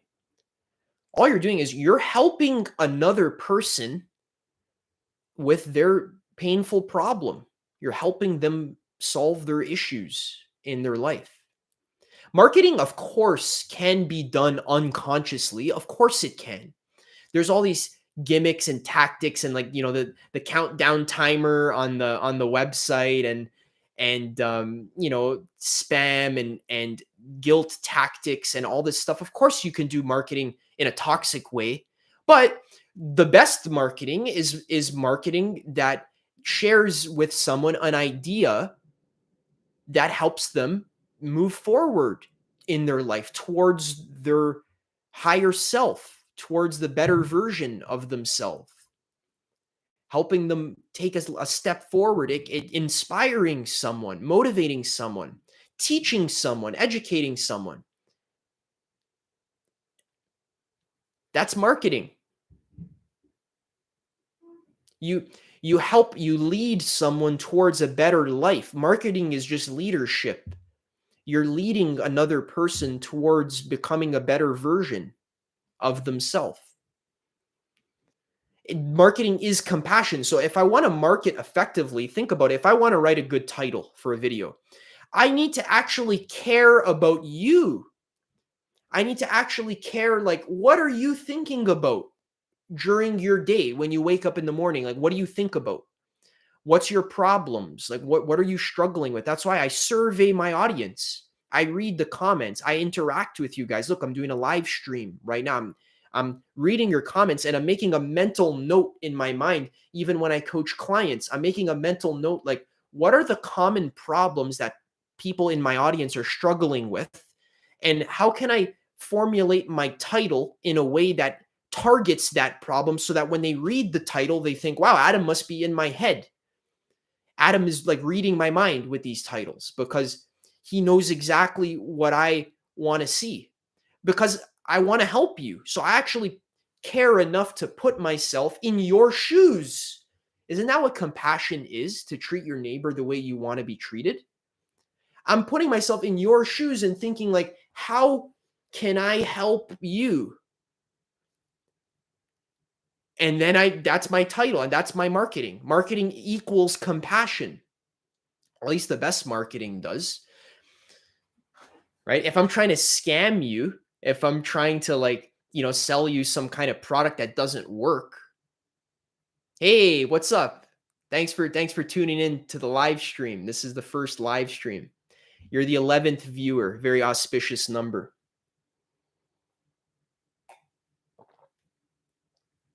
Did you guys like what I was talking about marketing there? It's a profound idea.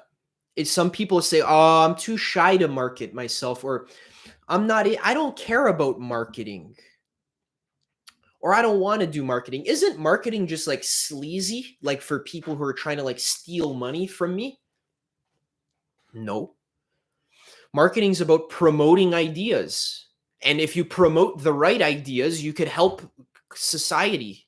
You can help people evolve and be happier. And marketing gets a bad rap. What instead of, let's market the right ideas. Instead of marketing the toxic ideas, let's market the conscious ideas that are in alignment with the principles of treat your neighbor the way you want to be treated. So when I do marketing, one of my marketing strategies is to self-reflect, to dig into my own mind and to ask myself, what are my problems that I struggle with on a daily basis? What kind of mindset blocks do I have that I've overcome through reading a book, through going online, listening to YouTube videos, practicing, doing the thing? What are my mindset blocks? And then how can I help someone else overcome the same thing that I overcome? Because if I have an issue, the odds are there's other people out in the world that have the same issue that I have. So I just help them solve it. Yeah, Leo has this like really like anti-marketing bias, and he's totally right. Like the point he made that marketing shapes reality. Marketing shapes reality. What you see, what's marketed to you shapes your reality. And in as a marketer, what I am is I'm a reality shaper. I'm trying to shape your reality. That's what I'm doing. Now, of course, I'm respecting your sovereignty as well. I'm not trying to like force ideas down your throat. I'm giving you have sovereignty at the end of the day to take on my ideas or to reject them. My ideas don't resonate with you, throw them out. Screw my ideas. They don't resonate with your heart. What use do you have for them?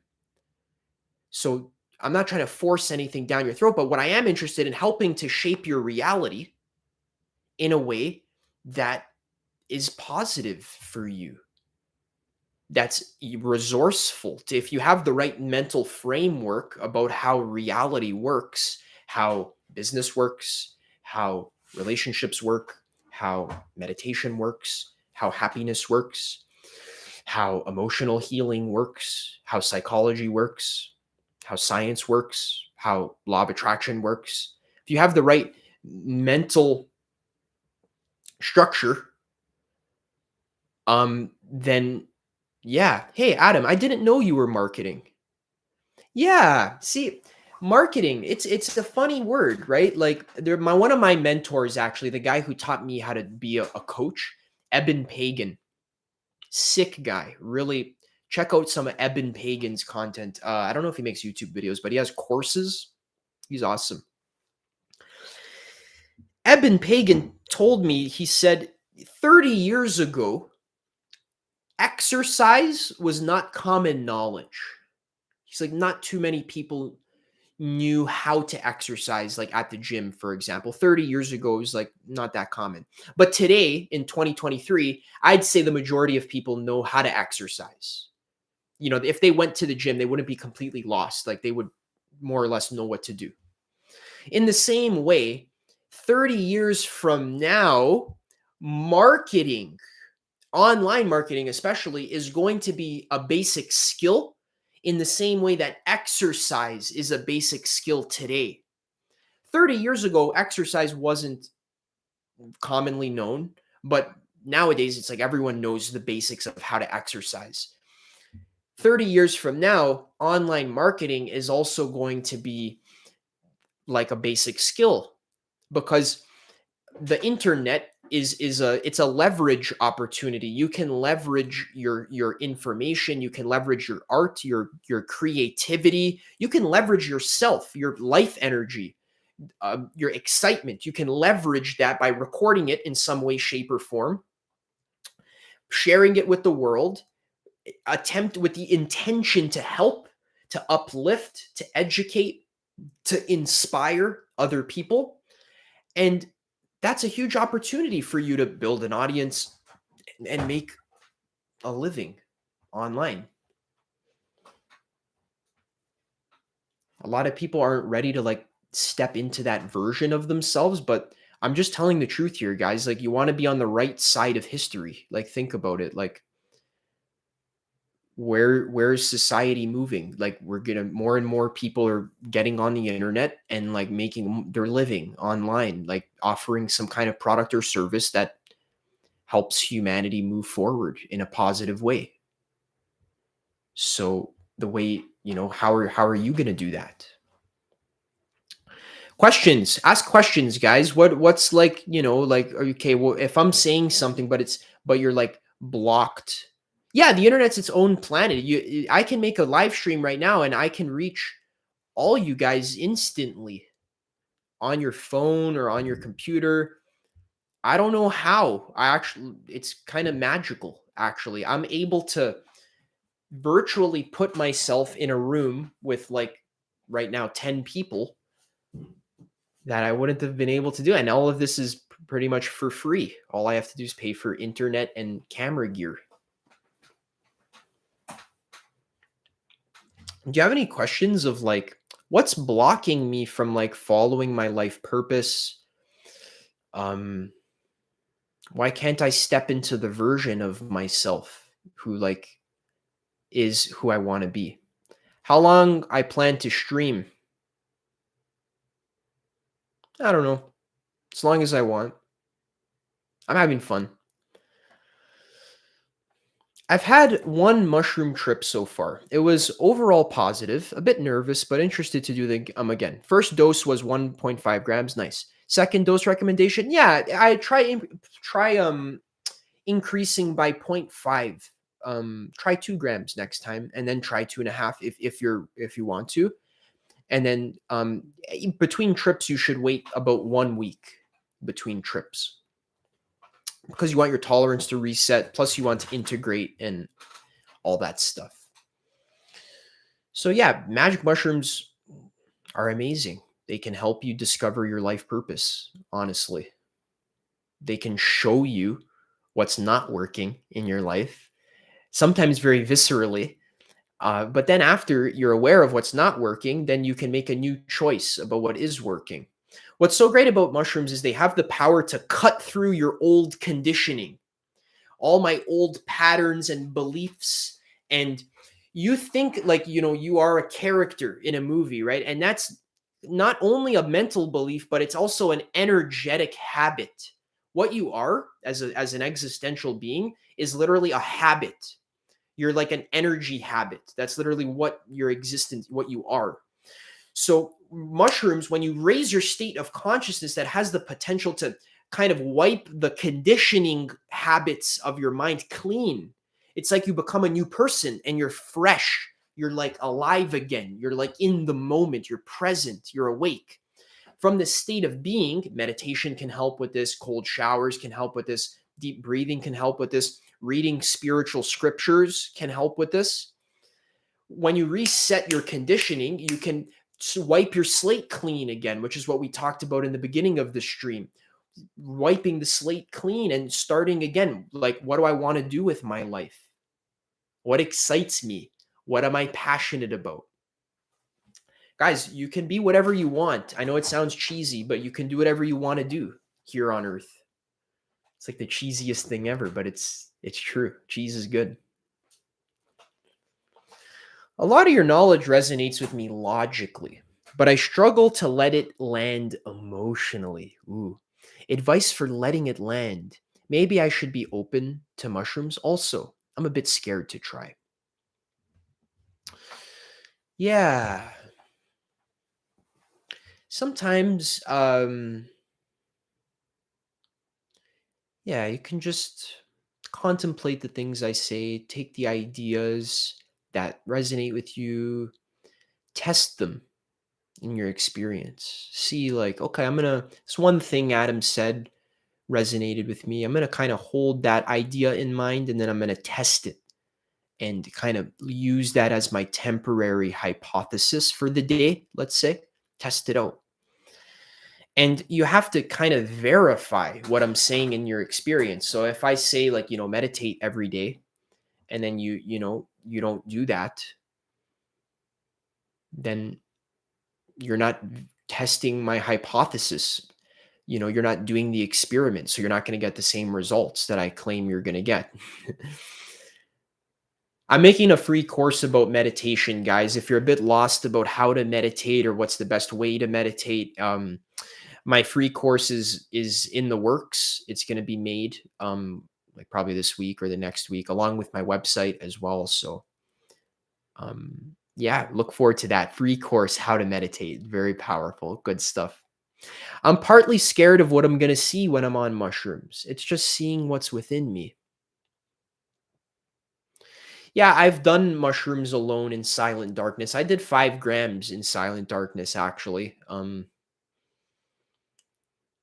Might be too much. I wouldn't it's not a beginner thing to do. I wouldn't recommend that. Definitely being alone is amazing. Maybe try 2 grams, 3 grams alone by yourself with a journal. Um and just follow your excitement on the trip and take things slow, relax, sit down, lie there. Focus on the question, who am I? It's a good question. Keep asking yourself, who am I? Just ask it over and over again. Who no, like, who actually am I though?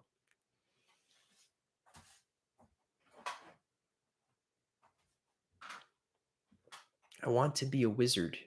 Wizards like mushrooms.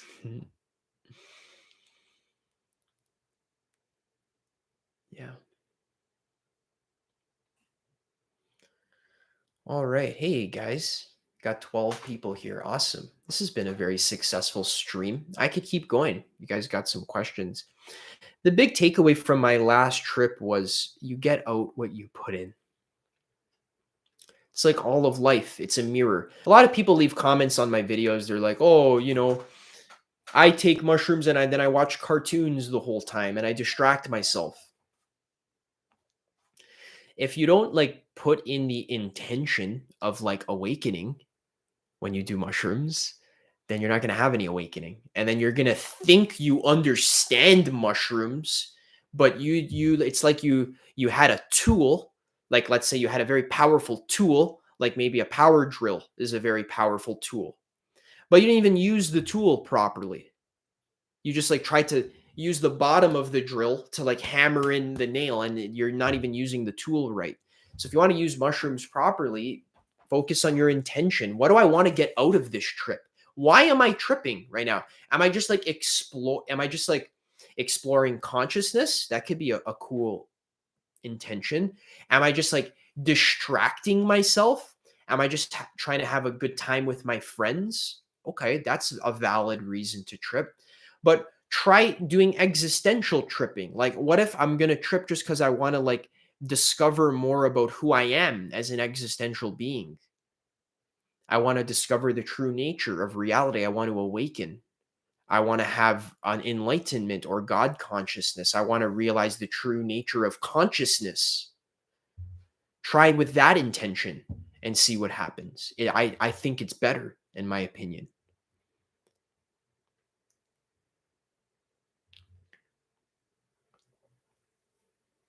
My limiting belief is that following my highest passions will yield long term negative outcomes. Very good. Let's explore that. So, if you actually break it down logically, it doesn't make any logical sense because if something is your true, genuine, authentic passion and it feels good and exciting to do it in the moment, that is a signifier from your intuition, also known as your highest self, um your soul, you could say, your higher self, God, you could say, is signifying to you which path to take in this moment based on the option that feels exciting to take. That cannot lead to a long-term negative outcome, because reality, the way reality works is it works based on your vibrational frequency. So if I embody a vibrational frequency where I'm in alignment with my passion and my excitement and I'm happy, I'm doing things that relax me, that make me feel good, that make me feel proud and confident if I push myself, if I'm following what excites me and I'm taking it as far as I can take it, until I can take it no further without having an expectation for what the outcome should be, it's going to lead me towards somewhere positive. And the way I'm going to tell you to verify this for you is to test the hypothesis. You have to test it. Actually try following your highest excitement for a week straight and actually see that it actually leads you to good situations in your life. And be aware of your interpretations of your life situations. If something bad happens, like, oh, I followed my highest excitement, but then I just stayed in bed all day. Okay, fine. That's okay. What's exciting now? Probably to get out of bed. Okay, go do that. Okay, what's exciting now? Probably to take a shower. Okay, go do that. What's exciting now? Maybe put on an audiobook. Okay, great. What's exciting now? I'm going to listen to some music. Okay, great. Now what? I'm going to do some exercise. Now all of a sudden you're listening to music and exercising. So your highest excitement leads you to what's healthy for you. My highest excitement, I'm just like, as personal proof, has been exercising my body for me. I sometimes get excited to exercise, so I do it. I do burpees, rocket jumps, I go for runs, I do sprints, I do pull-ups, push-ups, dips. Just, it's exciting for me. I tend to do it around 20 minutes a day. I push my body and I listen to like Eminem or something. I listen to like some of my favorite rap music and I exercise. That's exciting sometimes to do that. So if you're doing what's exciting, how can that lead to a negative outcome? Sometimes I'm excited to make a video. Sometimes I'm excited to play some music. So if you genuinely, honestly, truly follow your actual highest excitement in the moment, logically, it cannot lead to something that isn't exciting.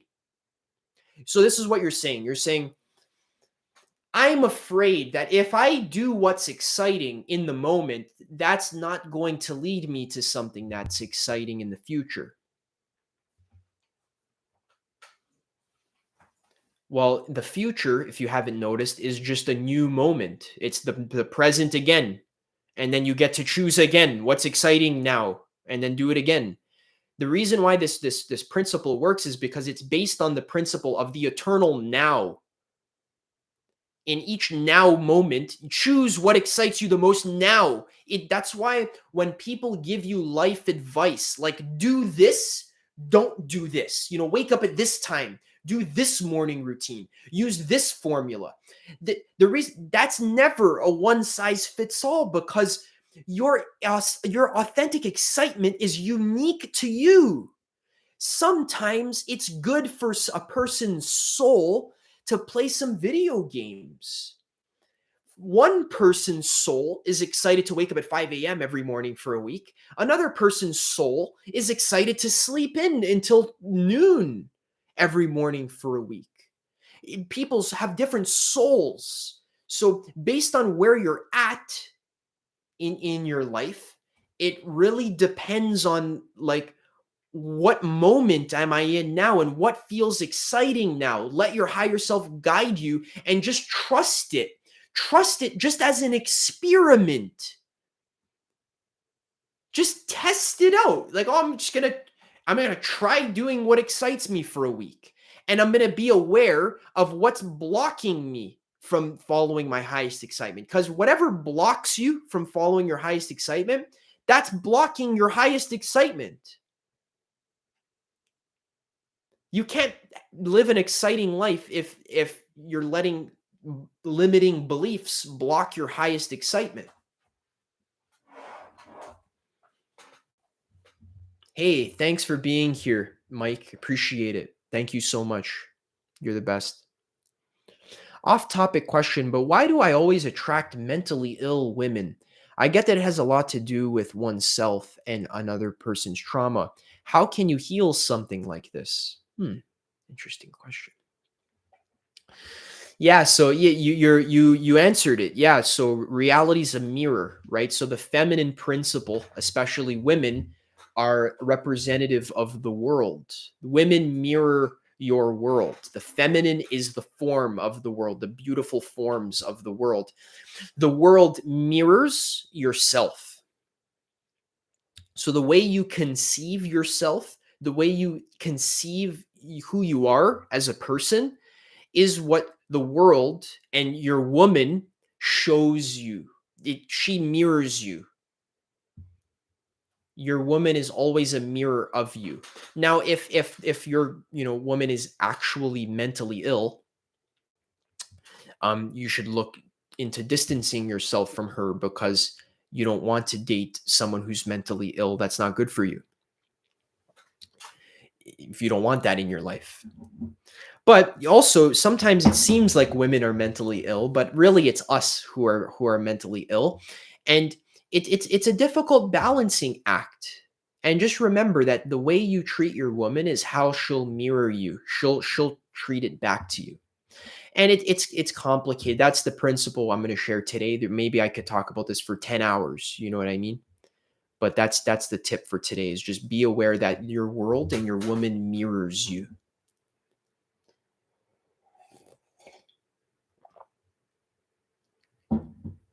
Hey, I had so much fun.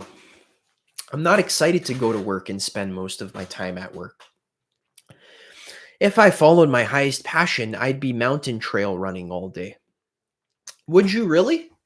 Because your highest passion doesn't necessarily have to be like a life purpose or a career. Your highest passion could even be like a moment to moment thing. So like maybe your highest excite like right now for me it's nighttime, right? I wouldn't go mountain trail hike running right now. It's like 9 p.m. where I am. I wouldn't go right now. Right now, my highest excitement is to finish off the stream as best as I can. And then after, I'm probably going to go for a walk outside and breathe the fresh air. That's what's exciting me now. So that's amazing if that mountain trail running gets you to that visualized state of highest excitement.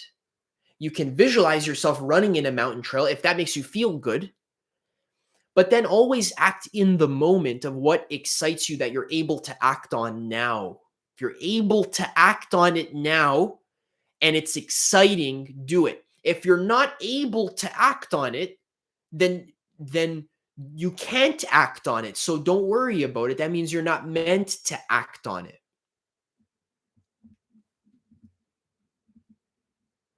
If there's a roadblock if the road is physically blocked and you can't run down that trail, but you're really excited to go down that trail, but you physically can't, the road's blocked. That means that wasn't the path you're meant to go on. Don't go on that path. Stop and readjust and ask yourself again, okay, so what excites me now that I know the road's blocked, I can't go that way. What's my second highest excitement? And then follow that. And don't ever have an expectation for the outcome. Just trust that the excitement will lead you where you need to be. But you make it like a surprise. Like I don't know where my excitement's going to lead me next. And it's probably going to be exciting. That's all I know. Do you understand? I don't know where my highest excitement's going to lead me next, but I know one thing. It's probably going to be exciting. If it's not exciting, then I'll stop and readjust towards the thing that's more exciting. You see how this is like, it's literally a tautology, which means it's a complete kit. It's a complete system that I'm sharing with you. Follow your highest excitement on a moment-to-moment basis. It's complete. It's not missing anything. Nothing's missing. The information you need will come to you. Sometimes I'll follow my highest excitement and it'll like take me to like a coffee shop near my house. It'll take me to Starbucks. And then while I'm at Starbucks, I see an advertisement on the wall that has a certain font. That's the exact font that I want to use on my website. And I wouldn't have found that font if I didn't go to Starbucks. So your highest excitement is like leading you towards the path that's most authentic to you in a roundabout kind of magical, mystical kind of way. It's impossible to explain. You know why? Because reality, the fact that reality exists at all is impossible to explain. It's magical and mystical. You have to remember that, like, I don't know how anything exists at all. That's pretty miraculous. So let's just test, judging by that reality is here and I don't know how it works. Let's try this new system of following my highest excitement on a moment-to-moment basis. See how this works. And you'll find that your highest excitement literally brings you towards an abundant life. All right, guys, my camera battery died. I'm going to replace the battery. Just give me 1 second.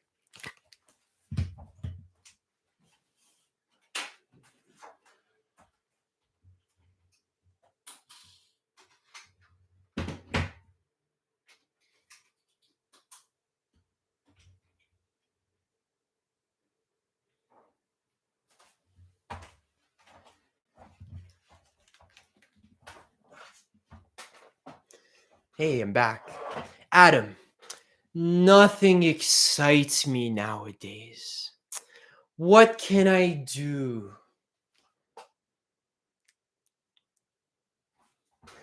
Is that true? Nothing excites me. Not even a single thing. The whole universe. Any fucking thing I want. Anything. The whole entire fucking universe is right here. None of it excites me at all.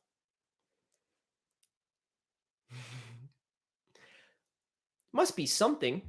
It doesn't have to like excite. Just think about like what feels just a little bit better than the way you feel now. It doesn't have to be like, flying to the moon. It could just be something simple like right now I'm really excited to have a tea. I'm going to make myself a tea and put some honey in there. That excites me. It could be I'm going to go for a walk right now. Right now I'm just going to sit down and look at the bugs in the grass. Maybe I'm going to watch one of Adam's videos. That excites me. Or I'm going to buy a book on Amazon. Could be anything. I don't know what it is. Painting. There's infinite things you could do. I'm not trying to be condescending, okay? Sorry, I have the condescending tone. I'm trying to demonstrate like this kind of like victim mentality of like nothing excites me, and then you kind of hang your head down and you feel sorry for yourself. Come on, the whole universe, nothing excites you? Come on, you're lying. I don't believe you. You got the whole universe. Like, come on. Go do something that excites you. Could be anything. Do some push-ups, run around, breathe some air. I don't know. Sing a song. Go put on your favorite song. Sing it. What's your favorite color? Exactly. What color? What's your? Oh, my favorite color. Sorry, I thought you were helping me coach this person. My favorite color. I really love purple. I really love purple, and I also really love like kind of like a sky blue kind of color, like a sky blue. You like red? Nice. Yeah, so person's color says a lot about, what I like. Red too. Red's very powerful, it's very vibrant, it's very enlivening. There's a lot of life, passion, a lot of passion in the color red. You must be a very passionate person. What sets you on fire is a question I have for you. What's something that just like sets you on fire? That makes you feel like you're on fire. You're on top of the world. When I was younger, like for me, one thing that set me on fire was like listening to Eminem rap. Oh my God. So I have so many like Eminem bars just memorized because the way he rapped with so much passion just like incited my own passion for, I guess, spoken word is what I'm passionate about. So I'd rap along with Eminem. That made me feel like my heart was like on fire, climbing on stuff and being free to speak and being free. Nice. Good. That's a good place to start. Excellent. That's authentic. I love that. That's a good answer. That's like that's like an inner child kind of answer. Like I just like climbing on stuff and being free. Good. Nice. That's a good place to start. You can even go do that in real life, or you can visualize it in your mind. You climbing on stuff and being free. Get yourself in that state. Visualize it as if it's real now and enjoy it. Be happy you get to do it in your imagination. And from that state of ultimate bliss, right? That childlike bliss. For me, honestly, it's like exploring nature and like just being in nature and swimming in the lake and just being happy and free in the lake on my back with the sun shining and there's birds chirping and I'm in the middle of the forest when I'm probably my highest excitement, exploring the animals and stuff. That's probably my favorite thing.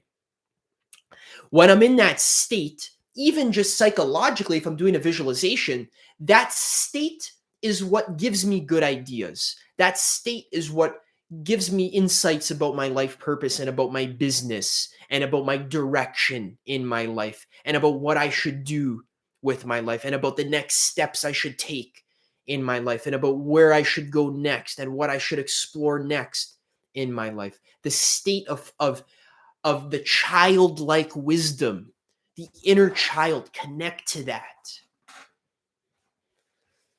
I enjoy working out real hard and martial arts competition. Amazing. I got some jujitsu friends that are like, I did wrestling when I was in high school. It was fun for the time being. I like wrestling. Um, I don't think I'm like meant to be like a pro wrestler, but I do enjoy the sport of wrestling. It's fun. I love wrestling people. It's like I did it in high school. It was like amateur wrestling is what it's called. It's freaking hard. It's the hardest thing ever, but it's super fun to do. But after I get all burnt out and tired and exhausted, I'd rather just quit and like, read a philosophy book or something. Yeah, there's lots of birds where I live. I've been greeted a lot. Yeah, I live in a beautiful nature area as well. I'm so lucky. I live in a town called Milton, which is like 40 minutes out of Toronto in Canada. We got beautiful trees and just all kinds of wildlife. I saw a blue heron the other day in the lake that's near my house.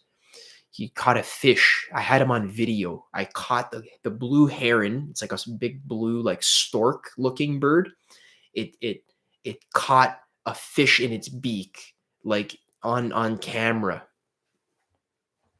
Yeah. Thoth. You mean the Egyptian god? Interesting. All right, guys, we're closing in on the 2 hour mark. I feel like I'm going to end this stream. Have any closing questions? Anything that you'd love to be answered before we end it off? I think this is a successful stream. Thanks for participating and giving me company, everyone. I really appreciate you tuning in. I really appreciate you being here and just hanging out. I hope that the information here was valuable for you. I hope that even if I just entertained you and gave you one good insight, then that was worth it for me. So thanks so much for joining. Doesn't look like there's any final questions. So I'm going to end off the live stream now. Thanks, guys. Love you so much. Thanks for being here. Appreciate it. Last question. How to heal trauma. Be in your body. Breathe. Low doses of mushrooms. Nature. Be free. Do things that make your body feel free. Explore your body and do low doses of mushrooms, I think, is probably one of the best ways to heal trauma. To be honest. Like 1 gram, and kind of move your body and like be present in the moment by yourself. That'll heal like fucking your whole lifetime of trauma and your past lifetimes as well. Help a lot, actually.